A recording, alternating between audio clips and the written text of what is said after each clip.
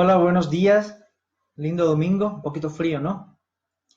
Como les prometí, hoy vamos a encontrarnos nuevamente para charlar de los tres géneros escénicos, de los grandes géneros escénicos que estamos hablando, que nos faltan, que son la pieza dramática, la tragicomedia y la obra didáctica.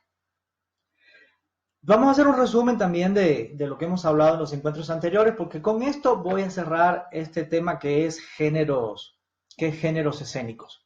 Entonces, vamos al resumen, ¿sí? ¿Qué es el género? ¿Recuerdan que habíamos hablado qué es el género?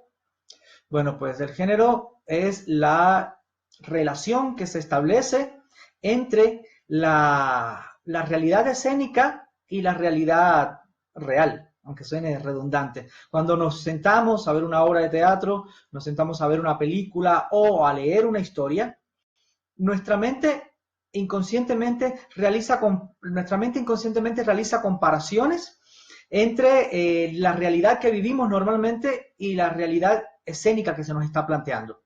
Y entonces, de acuerdo al porcentaje de probabilidades y posibilidades de que lo que esté sucediendo en escena pueda suceder realmente en la vida real, estamos entonces hablando de géneros realistas o géneros no realistas. Conversamos también de que mientras más nos acerquemos a la realidad que vivimos normalmente, más realista sería el género, aunque no hay géneros más realistas que otros, sencillamente son o realistas o no realistas. Vamos a resumir un poquitito más eso. Se me fue un poco la idea que tenía hace un minuto. Bueno, no importa. Recuerden que hay dos grandes grupos de géneros, ¿no? Los géneros no realistas, los géneros no realistas. Los géneros realistas, los grandes géneros, porque hay subgéneros cualquier cantidad. Hay muchos subgéneros que vamos a mencionarlos también más adelante, pero los 7 grandes géneros son 3 realistas, 4 no realistas. Los 3 realistas son la tragedia, la comedia y la pieza dramática, ¿no es cierto? Y los géneros no realistas son la farsa, el melodrama, la obra didáctica y la tragicomedia. En nuestros encuentros anteriores habíamos hablado ya de tragedia, de comedia, de farsa y de melodrama. Y nos quedaban pendientes estos 3 géneros que los quiero abordar en un combo. Recuerden entonces que vamos a hablar de pieza dramática, el tercero de los géneros realistas, y posteriormente vamos a hablar un poquito de obra didáctica y tragicomedia. Ojo, siempre hablamos de la tragedia, de la comedia, del melodrama, que están muy presentes, de la farsa, pero no quiere decir ello que estos 3 últimos géneros que les vamos a mencionar hoy no sean también importantes y están muy presentes en nuestra vida. Muchas veces no tenemos la posibilidad de ir a ver mucho teatro, o no vamos sencillamente a ver mucho teatro, las películas las tenemos más a la mano y por eso muchas veces yo recurro a ejemplos del cine más que del teatro para poder llegar a ustedes, como un público un público joven que está ávido de conocer cosas y que en realidad no ha leído mucho teatro o no ha visto mucho teatro. Entonces, ponerle ejemplos teatrales que ni siquiera se producen muchas de estas obras en nuestros medios es un poco fuera de lugar, por eso recurro muchas veces al cine. Vamos a poner en términos generales algunos ejemplos durante toda la explicación, ¿no? En teatro y en cine, de cómo podemos identificar o cómo podemos saber que estamos frente a uno de estos géneros que están siempre a nuestro alcance, por lo general están a nuestro alcance y ni siquiera lo sabemos, no nos damos cuenta. ¿Cuántos de ustedes saben que cuando estamos viendo una película de aventura o de fantasía, muy posiblemente estemos enfrente de una tragicomedia? Y por lo general solemos pensar que la tragicomedia, sí, porque te es cómica y a la vez lloras. No tiene nada que ver realmente con eso. Luego vamos a entrar en esos detalles. O cuántos de nosotros sabemos que, por ejemplo, si estoy haciendo una obra de creación colectiva con un grupo de estudiantes de colegio, porque ellos quieren demostrar, por ejemplo, que es malo el uso de las drogas, lo que estoy haciendo es una obra didáctica porque tiene un mensaje muy concreto para un público muy específico y yo como autor o nosotros como colectivo, como autor, queremos convencerlos a ellos de nuestro punto de vista. Eso es una obra didáctica simplificadamente. Si nos metemos a revisar el trabajo de Brecht, la cosa se complejiza porque no quiere decir que la obra didáctica no existiera antes de Brecht, pero él la llevó a su máxima expresión. para hacer un resumen de tragicomedia, como hace un minuto lo hicimos, de obra didáctica, y para hacer un resumen brevísimo de pieza dramática, solamente con decir que la pieza dramática fue un invento de Anton Chejov, ese gran dramaturgo, pero que como el teatro evoluciona, nos dejó muchísimas cosas, la pieza dramática, y muchas de las obras que actualmente se hacen tienen mucho de pieza dramática, como por ejemplo muchas veces el teatro en un solo acto, el hecho de que no haya muerte física ni destrucción emocional como en la tragedia, sino que los personajes terminan siendo los mismos que eran antes, pero ya saben, han tomado conciencia de cuál es su realidad, se enfrentan sobre todo a sociedades que los hacen menos.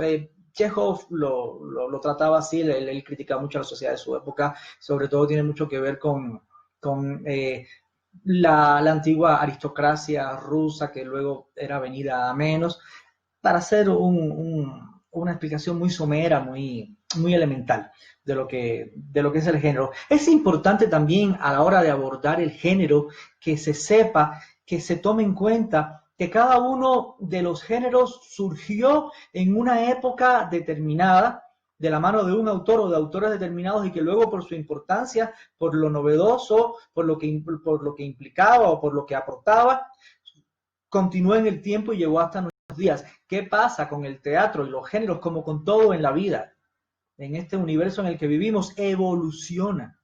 No podemos seguir pretendiendo que la tragedia sea igualita que como lo concibieron los griegos y que como Aristóteles la teorizó. No es posible. No es posible que la pieza dramática siga siendo en nuestros tiempos tal cual Chekhov la concibió. No, tampoco. Entonces ahora con el teatro moderno, el teatro contemporáneo, nos resulta muy difícil a veces con autores contemporáneos de definir géneros. Porque han evolucionado o porque sencillamente se han borrado un poco las fronteras, pero es importante, si no queda muy definido el género, por lo menos tener un enfoque de género, porque de esa manera sabemos hacia dónde vamos, como directores y como actores también. Un actor que agarra una obra y la quiere montar, automontar, o un director, sería muy irresponsable un director que agarra una obra y no intenta al menos definir el género que está trabajando. Puede salir cualquier cosa, eso lo he hablado en intervenciones anteriores, y de ahí mi insistencia en el conocimiento de géneros. Les recuerdo también que no soy un erudito, no soy un estudioso a profundidad. Soy alguien que utiliza los conocimientos en función de la creación. Yo soy más un artista que un conocedor, que un erudito. Por tanto, mis conocimientos siempre van a ser parciales, no van a ser totalmente amplios, y si ustedes quieren profundizar, ahí están las redes, los libros, los medios. Yo me he valido de estos conocimientos para sacar adelante mi carrera, como es natural que uno tiene que profundizar, pero tampoco me he querido dedicar al estudio intenso y profundo de esto. Por tanto, pueden encontrar lagunas en algunas de las explicaciones que yo les dé, y lo mejor que pueden hacer es ir y rellenar esas lagunas con conocimiento, porque ahí está. Pero el conocimiento de los géneros, repito, es fundamental para quienes nos acercamos al teatro como actores, como directores y por supuesto como dramaturgos. Eso de más está decirlo. Entremos en materia, ¿les parece? Entremos en materia. Vamos a empezar hablando de la pieza dramática. ¿Qué decimos de la pieza dramática? La pieza dramática, primero que todo, pertenece al realismo. Surgió en épocas del teatro realista, y de hecho hasta fue un poco la forma en que Chekhov comenzó a enfrentar el teatro realista de su época. Obras como La Gaviota, Las Tres Hermanas, El Jardín de los Cerezos, El Tío Vania, son ejemplos fundamentales dentro de la historia del teatro de pieza dramática, y no hay mejor explicación que ir y leerlas, y leer un poco sobre la vida de Chekhov para que lo pudieran entender. Recordemos que Chekhov es un autor que nació a finales del siglo XVIII, perdón, creo que por 1860, por ahí, eso sería siglo XIX, de 1860, y murió a inicios del siglo XIX. No llegó a vivir ni 50 años, pero vivió muy muy intensamente. ¿Y qué, pues, qué pasaba en esas épocas? Que habían grandes contradicciones entre las clases dominantes, los zares, toda la aristocracia rusa, y la burguesía que ya venía surgiendo y empezaba a pujar por tener un lugar importante en la historia rusa, pero no le dejaban levantar cabeza. Entonces, toda esa rancia aristocracia iba ya en decadencia. Recuerden que años después comienza la revolución de octubre, que decapitó, mandó de Rusia a toda esa clase dominante. Entonces, Chekhov y su obra surgen en medio de esa época concreta. Vamos a leer un poquito. Vamos a leer un poquito para que no se guíen solamente por mi palabra. Tengo un par de autores por aquí que he compendiado y citado, y vamos a ver qué dicen ellos. Primero que todo, vamos a leer unas palabras de Chekhov, ¿ya? Vamos a leer unas palabras de Chekhov en un momento concreto de su vida, casi al final de su vida, lo que dice sobre sí mismo y sobre su propia obra. Recuerden, hablamos de pieza dramática, ¿no? Dice, perdón, en 1902, ya muy delicado de salud, huyendo del calor de Crimea, pocos días después de que Olga Dnieper, su mujer, perdiera un hijo, Chekhov acepta una invitación del rico mecenas Savra Morozov para ir a descansar a una finca de en Perm, en los Urales. Allí también se encuentra un estudiante, Serebrov, parece que dice cerebro, Serebrov, que recoge estas palabras del escritor. Veamos lo que dice Chekhov. Chekhov decía, el arte tiene de especial y de bueno que en él no se puede mentir. Se puede mentir en el amor, en la política, en medicina, pero, en el amor, en la política, en medicina, puede uno engañar a la gente y hasta el mismo Dios. Ha habido casos, pero en el arte no se puede engañar. Ya ve, a menudo me echan en cara, hasta Tolstoy me lo ha dicho, que escribo sobre bobadas, que no tengo héroes positivos, revolucionarios, Alejandro de Macedonia, o siquiera, como en las obras de Leskov, un guardia honesto. Pero, ¿dónde encontrarlos? Me encantaría, pero ¿dónde están? Vean en qué indefensión se encontraba Chekhov en esa época, ¿no? Me encantaría, pero ¿dónde están? Nuestra vida provinciana, las ciudades sin pavimentar, los pueblos sumidos en la pobreza, la gente hecha trizas. Todos, cuando somos jóvenes, piamos felices como gorriones en el estiércol, pero cuando tenemos 40 ya somos viejos y empezamos a pensar en la muerte. Nosotros, unos héroes. Dice usted que ha llorado con mis obras. No es para eso que las he escrito. Lo he hecho para decir a la gente solo una cosa. Miraos bien y fijaos en la vida inútil y triste que lleváis. Lo más importante es que la gente se dé cuenta de esto. Y cuando lo entiendan, seguro que construirán otra vida, una vida mejor. Yo no lo veré, pero lo sé. Será una vida completamente nueva. Y los que ya lo han entendido, bien, estos ya encontrarán el camino sin mí. Bueno, vamos a dormir, se acerca una tormenta. Qué lindas palabras, ¿no es cierto? No se puede definir de mejor forma la pieza dramática. Obviamente lo está haciendo su autor. Pero en este caso vamos a ver qué es lo que los teóricos posteriores a Chekhov han definido como las características fundamentales de la pieza dramática. Vamos a leerlas y donde valga un comentario vamos a realizarlo. Ajá. Entonces, aquí tengo un trabajo de tesis de alguien, una persona contemporánea que estuvo recogiendo información sobre los géneros y tiene unos elementos que se podrían analizar. Dice sobre la definición de la pieza. Género realista, ya se lo sabíamos. Forma dramática moderna que aparece a finales del siglo XIX, lo comentamos hace un rato. El término pieza empezó a usarse alrededor de 1800, incluso anterior a Chekhov, ¿no? En Inglaterra, Alemania y Francia, para describir esta forma dramática que no se identifica con la tragedia. No se identifica con la tragedia por el nivel social de sus personajes. Recuerden que hablamos en la tragedia que el héroe trágico no se representaba a sí mismo, sino representaba a alguien más, a un grupo social o representaba a una clase social. Recuerdan, era un gran hombre, un rey por lo general, o o alguien de una extracción social alta al principio de que surgiera la tragedia. Mientras que el héroe de, por llamarle de alguna manera, porque ya Chekhov lo dijo, que en sus piezas no hay héroes, pero los protagonistas de las piezas no representan a grupos sociales, aunque pertenezcan a grupos sociales. Representan a individuos dentro de esos grupos sociales. Creo que se entiende. Entonces dice, para escribir de esta forma dramática que no se identifica con la tragedia por el nivel social de sus personajes, cuyos conflictos son cotidianos. El conflicto del personaje de pieza dramática es muy cotidiano, muy común, está a la vuelta de la esquina. El tema central de la pieza es mostrar la inmovilidad de la clase social.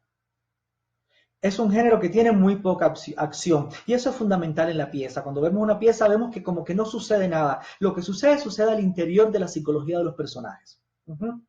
Características. Los personajes representan a una clase que le da exceso de valor a la seguridad, a la vida apacible, al confort. Estamos hablando de finales del siglo XIX en la Rusia zarista, ¿no? Que estaba a punto de dejar de ser Rusia zarista para convertirse en la Rusia comunista luego de una revolución comunista que les cortó la cabeza a todos.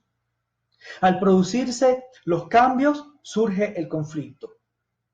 Sus personajes no se adaptan a la pérdida de la comodidad de su situación económica. El personaje persigue un fin. Para lograrlo, pasará por conflictos que le harán tomar conciencia de sí mismo y de su vida, y como consecuencia reajustará sus valores y metas. No hay mucho que explicar, está sencillo, pero vamos a un análisis un pelín más profundo que me encontré de otro autor por ahí.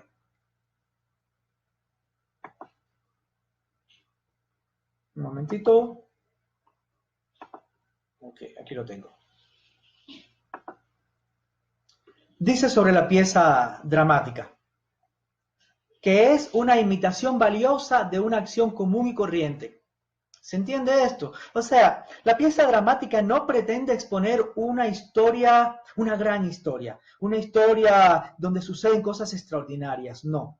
La pieza dramática expone cosas común y corriente, lo que nos puede pasar a cualquiera de nosotros o lo que le pudo pasar a un grupo de personas de una clase social en un momento determinado. Hablamos hace un rato de que surge en esta época de coyuntura sociopolítica de finales del siglo XIX, principios del XX, pero ¿quién quita de que en nuestras épocas hay autores que sigan escribiendo pieza dramática, pero con los conflictos de nuestras épocas? Entonces habría que adaptarlo a la situación que se vive actualmente. Cualquiera de ustedes puede escribir una pieza dramática siempre y cuando no pretenda contar un gran suceso, sino algo muy de la vida cotidiana de sus personajes. Su lenguaje transmite un ambiente poético. Es importante en la pieza dramática que los personajes, a pesar de ser gente común, no hablen, existe un poco de voluntad de estilo. ¿Qué es la voluntad de estilo? Cuando uno lee y ve y puede percibir en las palabras de los personajes al autor. Cuando uno se da cuenta que el autor está forzadamente escribiendo un texto poéticamente. Porque todos nosotros no hablamos iguales, ¿no es cierto? Y si queremos reflejar personajes cotidianos en una obra de teatro, tendríamos que darle a cada uno una forma de expresión distinta. Pero ¿qué pasa? ¿En qué se contradice en sí misma la pieza dramática? En que a pesar de que trata de mostrar una acción común de personajes comunes, el autor de pieza dramática debe ser cuidadoso con su lenguaje e intenta, o al menos Chekhov sí lo hacía, que estos hablen en un lenguaje poético. Que al menos el ambiente que se cree sea un ambiente poético. Sus personajes tienen una suma riqueza psicológica. Esto es fundamental. La psicología de los personajes debe ser profunda. Y con esto les doy el enganche para el siguiente domingo. ¿De qué vamos a hablar el siguiente domingo? Vamos a hablar de la concepción del personaje. De cómo yo como actor consigo un personaje realista y cómo consigo un personaje realista. De qué es un rol y qué es un tipo. ¿Qué personajes tienen profundidad psicológica y qué personajes no requieren profundidad psicológica? La pieza, por ser un género realista, requiere profundidad psicológica en sus personajes. Y yo como actor, al enfrentarme a un personaje realista, de una obra realista, necesito, más allá de las circunstancias dadas, de lo que me dice el autor, de lo que me dice el director, yo como actor, debo incorporarle a este personaje una abundante psicología, una profundidad psicológica, riqueza psicológica, me hago entender, ¿no es cierto? Repito el punto. Sus personajes tienen una suma riqueza psicológica. Otro punto. En la pieza hay una acción interior. Como decía hace un rato, parece que no pasa nada, pero donde sí pasa es al interior de los personajes. Sus emociones, sus sentimientos están en tumulto, pero al interior. Usted, al ver una pieza dramática, ver los personajes, pueden sentir que les palpita el corazón, pero ellos se tragan toda esa emoción y no la expresan. Pero uno debe sentir que va por dentro de ellos. Por tanto, la acción es interior. La situación no cambia. O sea, es una situación, digamos, circular. Empiezo en A y termino en A. No es como en otras obras que voy del punto A al punto B y hubo progresión del conflicto. Apenas hay progresión. Termino donde mismo comenzó, en cuanto a acción, ¿no? La situación no cambia. Se sigue adelante tal cual éramos, sin cambios exteriores. Existe en la pieza inmovilidad de principio a fin. Los motivos de los personajes tampoco cambian, no hay mucha progresión. El creador de este género, ya lo dijimos, y el primero que la llevó a cabo fue Chekhov. Produce una catarsis que no implica renovación, una catarsis incompleta, diluida. ¿Recuerdan cuando hablamos de la tragedia, la importancia de la catarsis en la tragedia? Que si en una tragedia no hay catarsis, pues no es tragedia. ¿Qué era la catarsis? Es la identificación que tenemos con el personaje, con el héroe trágico, nos identificamos con él, sentimos compasión por él, por lo que le está sucediendo, pero inmediatamente sentimos terror. ¿Terror de qué? ¿O miedo de qué? De que estas mismas circunstancias nos surjan en nosotros. Que no nos vaya a pasar lo que le está pasando al héroe trágico. ¿Y en qué resulta esta catarsis? En una limpieza emocional, en una purificación de las emociones y de los sentimientos, en la que se supone que nosotros como individuos salgamos del teatro luego de haber visto una tragedia siendo mejores personas. Esa es la definición de catarsis, lo vimos cuando hablamos de la tragedia, pero en la pieza dramática no debe ser así, sino que se supone que hay una catarsis blanda, mediocre, diluida, como le dice este autor. Produce una catarsis que no implica renovación, es una catarsis incompleta, diluida. Y por último, en la pieza no hay ni muerte ni destrucción, como en la tragedia, ¿no? Tampoco como en la comedia no debe haber, o el melodrama, que triunfe finalmente el bien sobre el mal, o que el protagonista consiga su objetivo. Tampoco, no hay un objetivo que conseguir, sino hay puro sufrimiento moral, sufrimiento emocional, desde que empieza hasta que termina. Espero que con estos elementos haya sido suficiente, al menos para despertar en ustedes el interés por el estudio de la pieza dramática. El mejor ejemplo, váyanse a la librería o métanse en internet y consigan las obras de Anton Chekhov. Consigan sus obras, léanlas y van a poder entender de qué hemos hablado todo este rato. Les recomiendo fundamentalmente estas obras, que son las obras cumbres de Chekhov: La Gaviota, El tío Vania, El jardín de los cerezos, Las tres hermanas. Pueden haber más, por supuesto, si alguien conoce más. Obviamente que hay más, pueden comentarlas por acá y dejarnos su impresión. Esto es en cuanto a la pieza dramática, señores y señores. Vamos en honor al dios Cronos, al tiempo, vamos a pasar a hablar de otro género. Hablemos, ¿qué le parece de la tragicomedia? ¿Ya? Habíamos comenzado diciendo que existe una gran confusión por el nombre. Cuando me dicen tragicomedia, bueno, trágico, cómico, entonces se supone que en una tragicomedia yo me debo reír y debo llorar. Es muy simplista esto. ¿Quién sabe si hay elementos que sí, que se pueda decir que pueda haber un poco de risa o de emociones positivas y de emociones negativas en la tragicomedia, pero no es eso de lo que se trata la tragicomedia. Vamos a leer ¿cómo se llama? Estos elementos que pude investigar y que pude traer a colación, y vamos a comentarlos también para que nos demos cuenta de que hemos visto muchas tragicomedias sin saber qué era tragicomedia lo que estábamos viendo, ¿ya? Vamos a empezar diciendo que la tragicomedia pretende darnos un símbolo de lo que es vivir, con corrección o incorrectamente, pero lo que es vivir. Querer cosas comunes o cosas sublimes. ¿Cómo se reduce esto? La tragicomedia es un viaje hacia un ideal. El protagonista o los protagonistas pretenden conseguir un objetivo que es un objetivo ideal, que va a hacerle bien a sí mismo, a su familia, a un grupo determinado, al mundo. Tengo un ideal muy fuerte, muy sublime, por el cual vale la pena luchar. Ojo, cuidado, no confundirnos con la comedia. ¿Por qué? Porque la comedia no habla de un individuo más egoísta, habla de este señor que se quiere casar, por ejemplo, y quiere ser feliz para siempre. No es el caso del héroe de la tragicomedia. El héroe de la tragicomedia es un héroe mucho más elevado, es como el héroe de la tragedia, que quiere alcanzar un fin mucho más grande. Pero ¿qué pasa con el héroe de la tragedia que está condenado porque en los obstáculos a los que se va a enfrentar, o el gran obstáculo a lo que se enfrenta, lo supera y está condenado al fracaso? Pero él va a intentarlo hasta el último momento, aunque ya sabemos por estar enfrente de una tragedia que va a fracasar. Mientras que el héroe de la tragedia, de la tragicomedia, perdón, busca un ideal grande y muy posiblemente lo va a conseguir. Y para conseguirlo, y aquí viene lo lindo de la tragicomedia, va a echar mano de todo tipo de recursos, incluso recursos mágicos, recursos imposibles. Por ello es que la tragedia es un género no realista, porque cuando nos enfrentamos y comparamos la realidad de la obra con la realidad que nuestra, decimos, no, imposible. Y el ejemplo que me encanta poner es cuando el héroe de la tragedia se cae por el barranco, un acantilado, y uno dice, se mató, pero cuando pone en las películas, ¿no? Cuando pone la cámara, el man está agarrado del único tronquito del árbol que crecía perpendicular al barranco y ahí está agarradito. Y no sabemos cómo, pero se trepa y vuelve otra vez a seguir en su aventura. Sobrevive, todo el rato sobrevive. Está nadando entre tiburones, los patea, les saca ojos, pero logra cruzar el mar, o entre cocodrilos, pero logra vencerlos. O llega el hada madrina, le manda un hechizo de varita, y él consigue llegar a donde tenía que llegar y conseguir su objetivo. Eso es la tragicomedia. Pero seguimos viendo otras de sus características, como las tengo aquí anotaditas en este documento que elaboré para ustedes.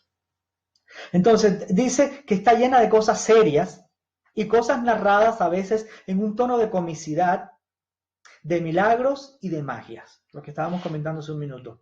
En el teatro popular y para niños, la tragicomedia puede gustar mucho, de hecho gusta mucho, sobre todo por el elemento divertido. Es divertido, uno se entretiene, tiene una gran dosis de diversión y de entretenimiento, aunque no esa diversión, ese entretenimiento no implique necesariamente risas, carcajadas como en la farsa, o risa, o se acerca un poco más a la risa reflexiva que propone la comedia. Pero sabemos que al final va a triunfar el bien sobre el mal. Entonces, también dice por acá que es uno de los géneros que más funciona en la actualidad. El cine actual está lleno de tragicomedias. Todas las películas de aventuras que vemos están llenas de tragicomedia, en las que el héroe pasa por tantas cosas, pero finalmente consigue su objetivo. Se me ocurre este ejemplo con la película, algo de lo más común y burdo que vemos por ahí, pero entretenido. Esto tiene la tragicomedia, que está entretenida. Velocidad, con Sandra Bullock. ¿Recuerdan? ¿La vieron? Están en este bus lleno de pasajeros que no puede parar o bajarse de cierto límite de velocidad porque si no explota, tiene una bomba, pero el héroe de la tragicomedia no se lanza del bus y los deja a su suerte. No, él se compromete como ser humano en que los tiene que salvar y llega hasta las últimas consecuencias. Y esto implica que va por una carretera que se corta y tiene, no obstante, que lanzarse al vacío con el bus y caer 100 metros más allá. Y cuando uno piensa que va a caer en medio del abismo o que va a caer y se va a volcar y se va a incendiar, no, el bus cae luego de saltar 100 metros, se vuelve a estabilizar con mucha dificultad, eso sí, pero sigue su camino y hasta que al final no logran desactivar la bomba o no logran cumplir su objetivo, la tragicomedia no para. Yo creo que un ejemplo más sencillo que ese no puede ser Superman. Todos los héroes que conocemos forman parte de este gran y hermoso género que es la tragicomedia. Entonces, continuamos. Su material tiene que ver con la aventura y la hazaña. Acabamos de decirlo. El asesinato puede ser un tema de tragicomedia. Dice aquí este autor, lo voy a leer, aunque no sé, la verdad no podría comprometerme con sus palabras, que las películas de Hitchcock son casi siempre tragicomedias.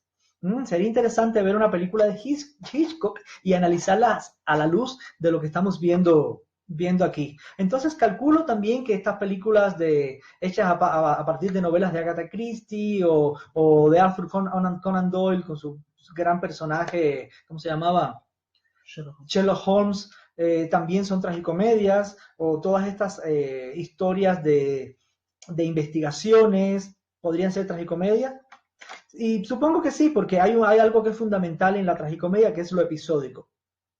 Recuerden que hablamos de lo episódico en el melodrama, ¿no es cierto? También hay lo episódico en la tragicomedia. El héroe de la tragicomedia, perdón, es que estas charlas las doy después de desayunar, imagínense ustedes. El héroe de tragicomedia solo acaba y triunfa en uno de sus objetivos para entrar en el siguiente. Se encuentra con otro obstáculo que debe vencer para luego encontrarse con el siguiente obstáculo que debe vencer hasta que vence el gran y último obstáculo final. Por eso se dice que es episódico, que va avanzando episódicamente, por episodios. También la meta de la tragicomedia es el triunfo del hombre o su fracaso, pero es muy difícil poder ver una tragicomedia con su fracaso. Se me ocurre una película, ¿saben cuál? Soy Leyenda, con Will Smith, en la que el man finalmente muere, pero pilas, mueres, pero triunfa en su objetivo, porque finalmente su sangre llega donde tiene que llegar y se hace el antídoto y tanta cosa. Él físicamente muere, pero consigue su objetivo. Entonces es muy difícil. Hay otra película también podría ser, no me acuerdo del título, donde trabaja Nicolas Cage y se mete en un pueblito dirigido por mujeres donde tienen unas prácticas y rituales paganos de la Edad Media en la que ellas cada año en favor de las cosechas sacrifican un hombre. Y él parece que va a triunfar hasta el último momento y uno tiene toda la ilusión de que él va a resolver todo ese problema, pero lo matan. Perdón si les jodí el final, pero lo matan. Podría ser esta una tragicomedia con un fracaso al final. Interesante. Podríamos intentar verla también. ¿Cómo se llama? El hombre de... Lo voy a averiguar y se los voy a dejar una nota en este mismo correo, porque lo estoy recordando sencillamente. Entonces, y por último, me dice este autor que estoy citando que el personaje principal de este género debe llegar a donde va con o sin ayuda. Cuando dice con o sin ayuda, es con la ayuda de personajes mágicos o con la ayuda de las personas que va encontrando en su camino, o sencillamente es un viaje que tiene que hacer solo y lo tiene que resolver solo. Yo creo que se entiende, ¿no es cierto? Y creo que los ejemplos nos los da más que el teatro, el cine. Es que el cine ha acaparado el tragicomedia por lo que de entretenimiento tiene. Y me costaría ahora mismo buscar un ejemplo de obra teatral que sea tragicomedia. Se dice por ahí que La Celestina de Fernando de Rojas, imagínense ustedes, estamos hablando de finales del siglo XV, inicio del siglo XVI. Esta obra fue escrita entre 1490 y pico, 99 y 1500, por Fernando de Rojas, un judío converso de España. Y también otro nombre por el cual es conocida la obra es la tragicomedia de Calixto y Melibea, que son los protagonistas. Que también se puede ver que es una obra episódica, que le pasan algunas cosas. Finalmente, y la Celestina, que es el personaje que ayuda a Calixto y Melibea a conseguir su fin. Posiblemente esta sea una de las primeras tragicomedias que recoge la historia del teatro, y habría que ver de pronto las obras de Maquiavelo, como La Mandrágora, que es muy similar a la Celestina. Podría ser también una tragicomedia, tocaría investigar. Lo importante es que los personajes principales tengan un fin que conseguir, que tengan que vencer obstáculos muy fuertes, que los venzan, y que por lo general al final triunfe ese objetivo. Aunque no sé qué decir, porque también los objetivos que querían conseguir tanto los personajes de la Mandrágora como los personajes de la Celestina eran muy personales. Era acostarse con su amado, hacer el amor con ellos o consumar. No, y estamos hablando también que el héroe actual de tragicomedia pretende alcanzar un fin mayor, algo que va a ayudarle no solo a él, sino a la comunidad, aunque pensándolo también, ¿Cuántos príncipes no quieren ir a rescatar a la princesa para casarse con ella? ¿No es cierto? Entonces, por ahí viene la tragicomedia. Les dejo las inquietudes. Miren yo mismo cuántas inquietudes tengo, cuántas preguntas me genera. Eso es lo importante, generar preguntas y no ir después a buscar las respuestas en la investigación. Bien, hemos hablado de pieza dramática, género realista. Acabamos de hablar de tragicomedia como género no realista y vamos a cerrar esta charla con el último género del que queremos hablar, que es la obra didáctica. La obra didáctica, ¿qué es una obra didáctica? Digamos, me atrevería a decir que la obra didáctica hasta cierto punto ha existido siempre, desde la Edad Media. Bueno, no siempre, desde la Edad Media. ¿Por qué? Porque la obra didáctica es un tipo de obra que por lo general no tiene un autor en sí mismo, ya vamos a ver que sí, pero puede no tener un autor individual, sino un autor colectivo, una persona, un grupo de personas que tienen una tesis, que tienen algo de los que nos quieren convencer a nosotros como público, y quieren esto.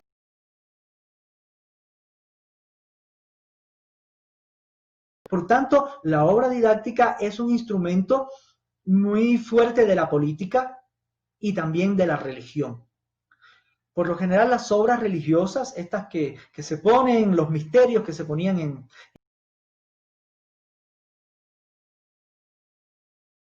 se ponemos en los colegios para enseñarles, para darle una lección de moral a nuestros chicos, de qué es bueno, qué es malo, dónde está el bien, dónde está el mal, son obras didácticas.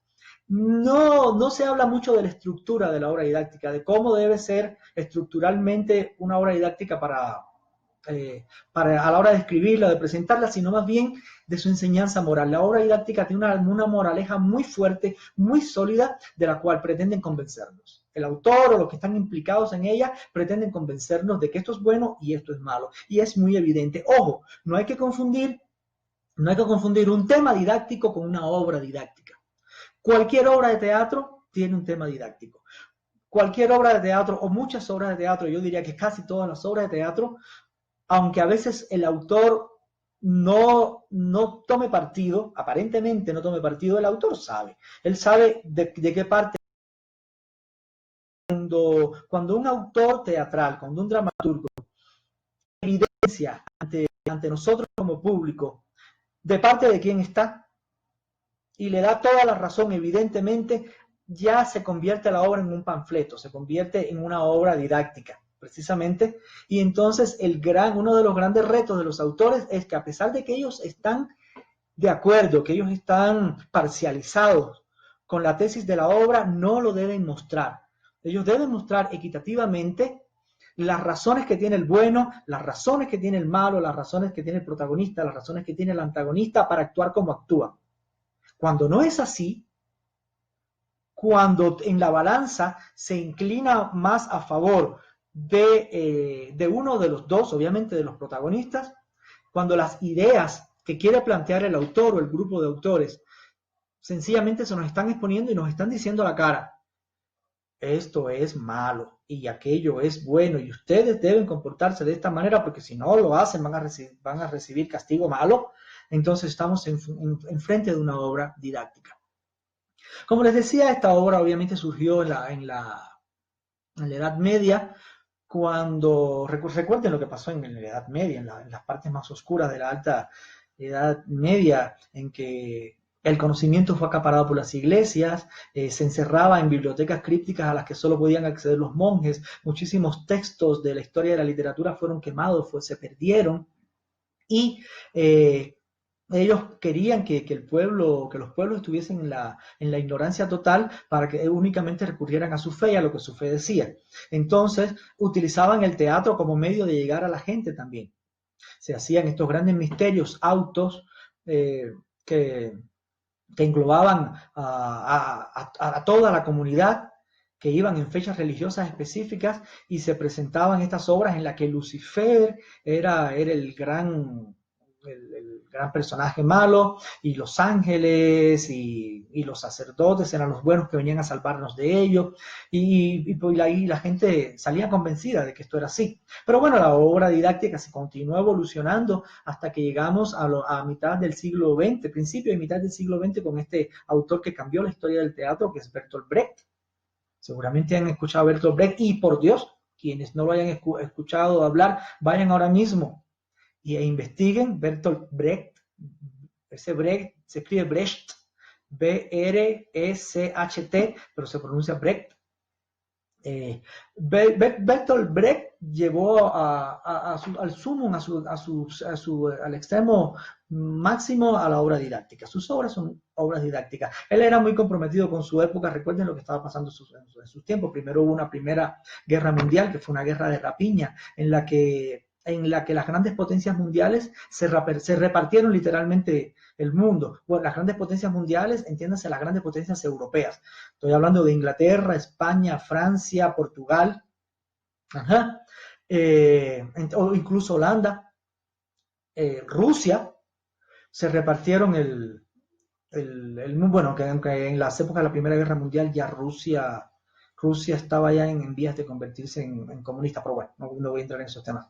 El caso es que se repartieron todos los países de África, se repartieron nuestros países, Brasil a los portugueses, el resto de Sudamérica, excepto creo que Suriname, algunos pequeños países y algunas islas del Caribe eran, bueno, de Holanda, de Francia, de Inglaterra, pero el resto fue de España.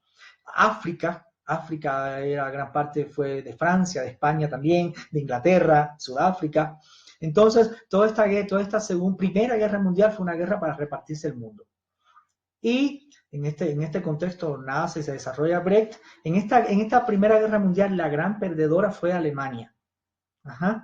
Donde el resto de potencias le impusieron grandes castigos y acabaron con el orgullo alemán, lo cual provocó un sentimiento digamos, de odio en mucha gente de esta nación, y se propusieron empezar a resurgir, y lo lograron de la mano de Hitler, de lo peor que podría suceder, y al triunfar Hitler y llegar al poder, empezó toda esta política expansionista, y ellos entonces quisieron apoderarse del mundo y de Europa, y vino la Segunda Guerra Mundial, en la que estuvo muy implicado Bertolt Brecht. Entonces, él fue protagonista de una época muy convulsa. O sea, todo el inicio hasta la mitad del siglo XX fue una época muy convulsa, donde grandes fuerzas económicas y políticas se enfrentaban. Entonces el mundo entero estaba dividido en fuerzas políticas. Y él tomó partido y se dio cuenta de que él como artista, tenía que hacer algo. Entonces revitalizó la obra didáctica y dijo, bueno, yo no solo voy a hacer teatro, yo voy a hacer teatro y convencer a la gente que venga a verlo de que esta es la idea correcta que deben seguir. Y hizo sus grandes obras. Les cito algunas de las grandes obras de ¿cómo se llama? De Brecht: El alma buena de Sichuan, Madre Coraje, ¿cuál otra?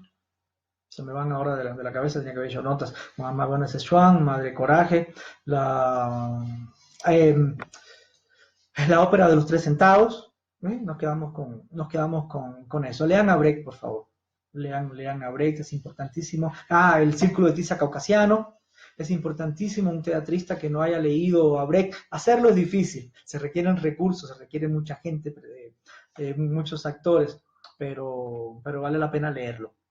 Entonces, no obstante todo lo que les he explicado, vamos a buscar las notas que tomé por ahí de otros de autores que han estudiado a profundidad el tema. Vamos a leerlas y vamos a analizarlas. Me propuse que este encuentro duraría menos, pero ya vamos por 42 minutos. Yo creo que igual llegamos a la hora. A ver, es que hablo mucho. Vamos por aquí. Por aquí tenemos un resumen de las características de la obra didáctica, ¿sí? Dice que se escribe para provocar un juicio que se convierte en una crítica. Entonces, critico un sistema de ideas, critico ciertos comportamientos, y establezco un juicio de valor sobre ellos. Eso es. Debe ser desarrollada en un campo colectivo. Bueno, no necesariamente. Yo no creo que Brecht haya escrito sus obras en un campo colectivo. No creo que le haya preguntado a sus actores cómo crear esta obra. Yo creo que él se sentó y las escribió. Podría ser. Pero actualmente, como les decía hace un rato, el teatro, como todo evoluciona, la obra de creación colectiva se ha puesto de moda desde hace mucho tiempo. Eso no es nada nuevo. Y como grupo de teatro, como colectivo artístico, nosotros, si queremos hacer una obra didáctica en la que queremos demostrar una tesis determinada, podemos hacer una creación colectiva. El teatro medieval y el de Brecht son didácticos, lo que habíamos hablado hace un rato.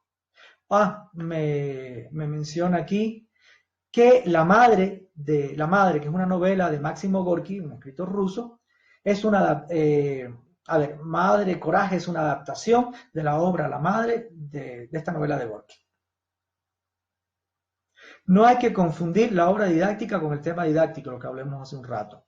El tema didáctico se puede dar en cualquier género, mientras que la obra didáctica es un género en sí mismo. Ojo, se me había olvidado explicarles por qué es un género no realista. Es un género no realista porque el autor de la obra didáctica va a echar mano de lo que sea para poder defender su tesis. Como por ejemplo, pueden estar presentes en la obra didáctica incluso personajes simbólicos. Ese es el caso de la justicia. La justicia puede ser un personaje. El amor puede ser un personaje presente en la obra didáctica. ¿Sí? ¿Se me entiende? Y seguramente alguna vez hemos visto alguna obra con estas características. La obra didáctica tiene la intención de ilustrar, de enseñar, de convencer. Quiero lograr que otras personas piensen como piensa el dramaturgo. Busca levantar juicios, opiniones, ideas.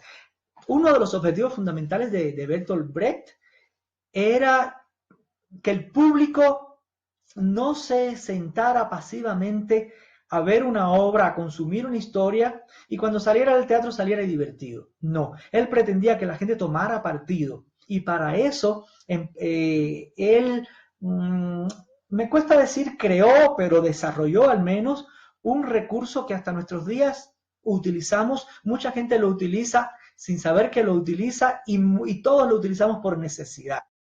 Es el recurso del extrañamiento. ¿Qué es el extrañamiento? O distanciamiento. Les explico.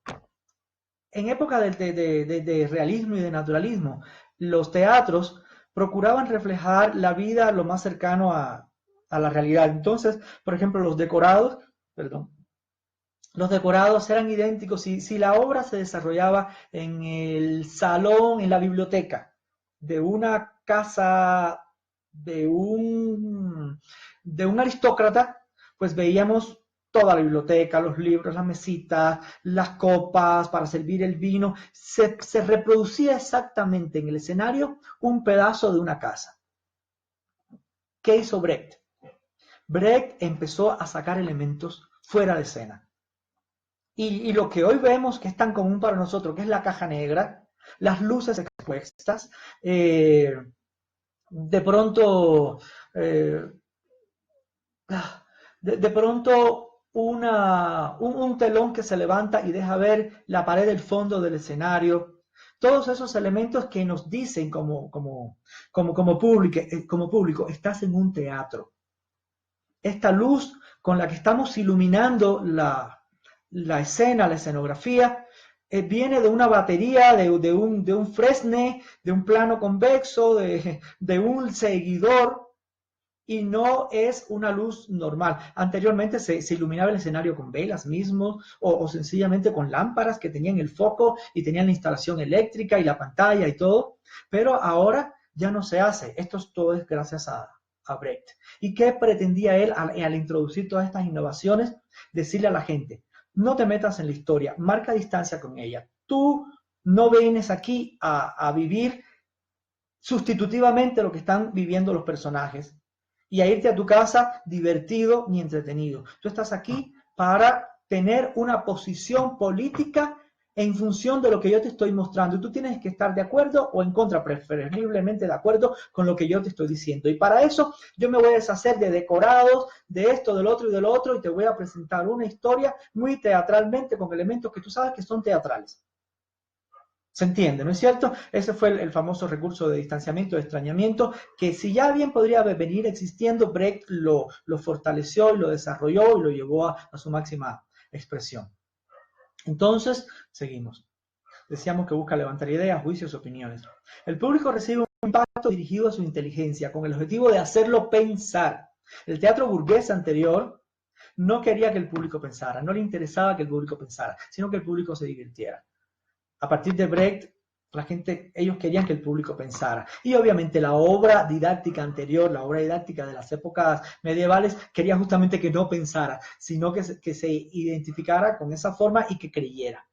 En cambio, Brecht toma una misma obra que antes pretendía hacerte creer que lo que ellos te presentaban era la verdad. En este caso, Brecht lo que busca es hacerte pensar para que te des cuenta, no para que creas que lo que te presentan es la verdad. Al público se le pide que piense, que enjuicie, que actúe, que salga del teatro tomando partido, que se afilie, que vaya, que pelee. Este género funciona con los grandes públicos. Obviamente, por eso es una obra que es un tipo de género que es tan socorrido y tan buscado por los que hacen o hacemos teatro, por ejemplo, con adolescentes, que están en una época de su vida en la que es fundamental que ellos creen valores, sepan la diferencia entre lo bueno, lo malo, entre el bien y el mal, tal y como nosotros queremos presentárselas a ellos.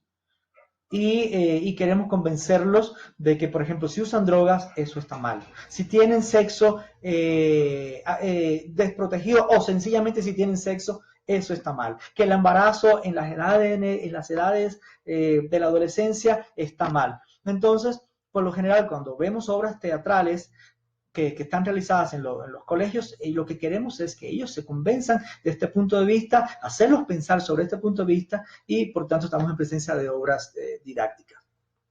Y como les decía hace un rato, vamos a echar mano de cualquier recurso para poderles convencer, incluso de personajes simbólicos o personajes que le damos vida a personajes totalmente simbólicos como son el amor, el bien, el mal y el viento, qué sé yo, cosas así. Entonces, chicos, hemos hecho un resumen de los 3 géneros que nos tocaba, que nos faltaba por abordar. De la pieza dramática, de la tragicomedia y de la obra didáctica. Anteriormente tratamos, para quienes se incorporan recientemente, tratamos en encuentros anteriores, domingos anteriores, tratamos otros 4 géneros fundamentales que fueron la tragedia, la comedia, la farsa y el melodrama, ¿no es cierto? Tengo que decirles también que hay otro conjunto de géneros o subgéneros de los cuales no voy a hablar. Búsquenlos por ahí, investiguen. Estoy hablando de subgéneros, de géneros menores, como son, se me ocurre pensar en el vodevil, en el sainete, en el entremés, que son géneros que surgieron o subgéneros que surgieron en momentos dados de la historia del teatro, en países determinados, o incluso en regiones determinadas de ciertos países, y que se utilizaban muchas veces como calzos entre una obra y otra, o como divertimentos, cosas así, que trascendieron, que los conocemos, que todavía se siguen haciendo, pero que no forman parte de los grandes géneros.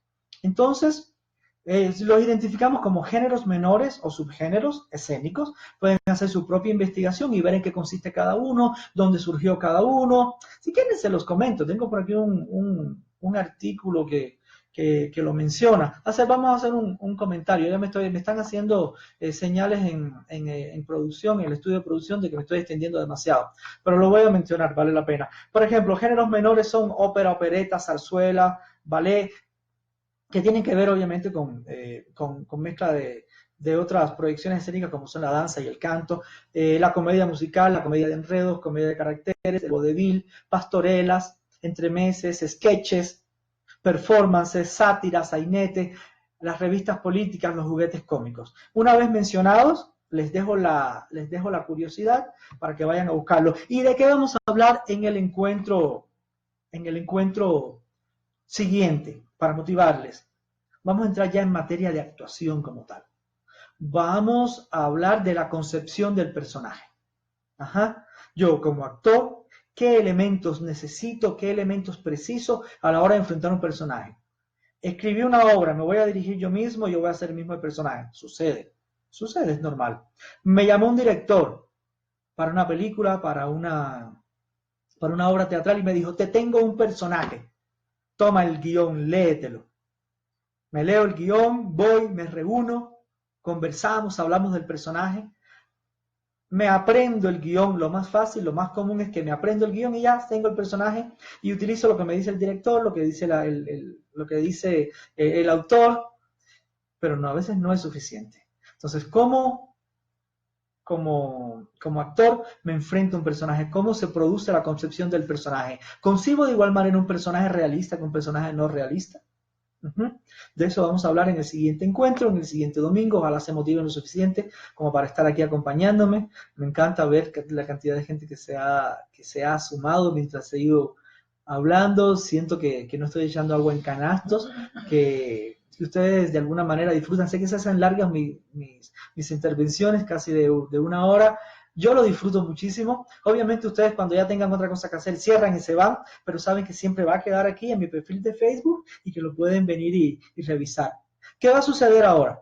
Vamos a terminar, me voy a despedir. El video se va a cargar y ya va a quedar en mi muro y yo voy a poner inmediatamente a continuación los vínculos a los otros videos anteriores. Si por favor ustedes se incorporaron por primera vez y les interesa esto, empiecen a ver estas intervenciones desde el primero hasta este que es el cuarto y síganme todos los domingos, ojalá pueda y el resto de domingos no tenga ningún fallo con ustedes, ojalá pueda incorporarme el próximo domingo también para seguir hablando de teatro mientras podamos. Yo por lo menos lo disfruto muchísimo, ¿sí? Un fuerte y teatral abrazo, se les quiere muchísimo. Escríbanme, déjenme por ahí sus opiniones, si hay algo con lo que no están de acuerdo también, soy incapaz de borrarlas. Si me dicen no estoy de acuerdo con lo que está diciendo, no pretendo tener la verdad de lo que digo. Si tienen algo que aportar a lo que estoy diciendo, sería interesante. Recuerden que mi público son personas diletantes, personas interesadas en hacer teatro, que hacen teatro, que están en formación o que quieren apreciar el teatro de mejor manera. El teatro y las artes escénicas en general no son charlas encaminadas a teatristas ya, digamos, consagrados, que ya tienen todo un cúmulo y un nivel de conocimientos, nada que ver, porque ya ellos están formados. Yo tengo esta vocación didáctica, esta vocación de profesor y de artista que van juntas, y me encanta poder transmitir lo que conozco. Sencillamente lo disfruto. Bueno, ya, hablo demasiado.